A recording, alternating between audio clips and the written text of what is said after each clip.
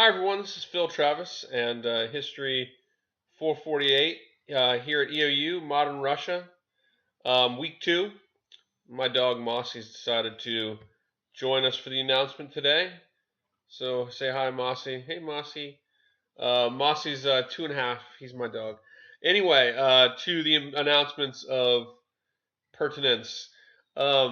This week we have a quiz, and we're also reading primarily chapters 3 and 4 from Service. We will have a quiz on chapter 3 and 4. The quiz has a 25-minute time limit, and it is 10 multiple choice true false questions.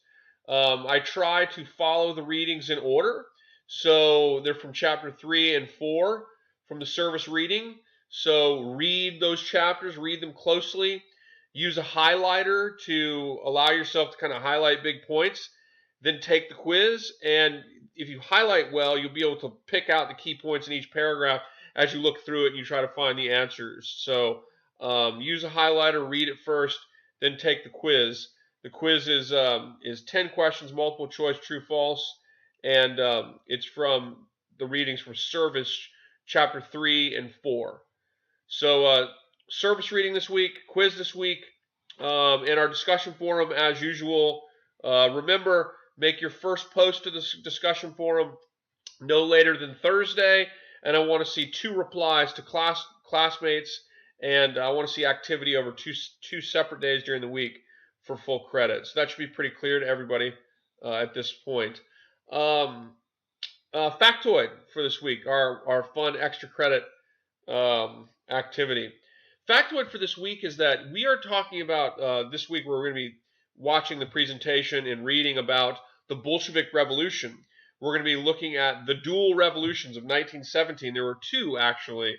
There was the first revolution, which overthrew the Tsar and put the government of Alexander Kerensky in power. And then there was, of course, the October Revolution of 1917, which is the Bolshevik Revolution. Well, the presentation this week, which I encourage you to watch the presentation, it's like 25 minutes. So I would encourage you to watch that in addition to doing the reading. I think it'll help you with the quiz. But after the Bolshevik Revolution, Western powers were pretty concerned about what the Bolshevik Revolution might mean for Europe and the world. And this actually led the United States to send, and there were some other powers who sent armed forces as well.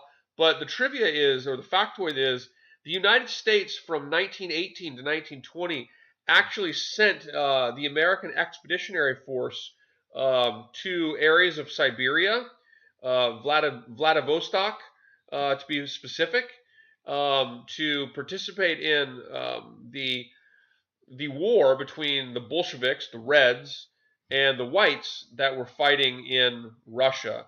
After the Bolshevik Revolution, you have a period of conflict between the so-called Reds, the Bolsheviks, and the Whites. And the United States was very concerned about the possibility of a Bolshevik communist control in Russia. There were other diplomatic concerns that the Woodrow Wilson administration had as well.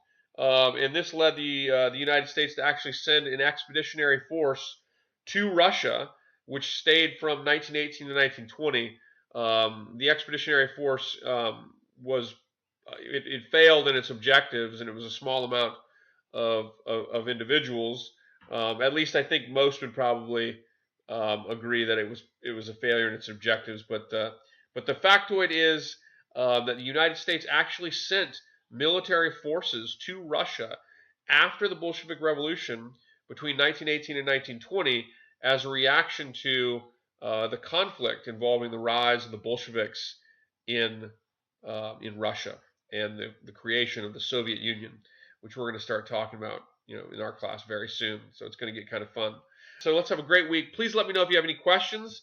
Don't forget we have a quiz. Of course, I've said that like 5 times. So say bye to Mossy.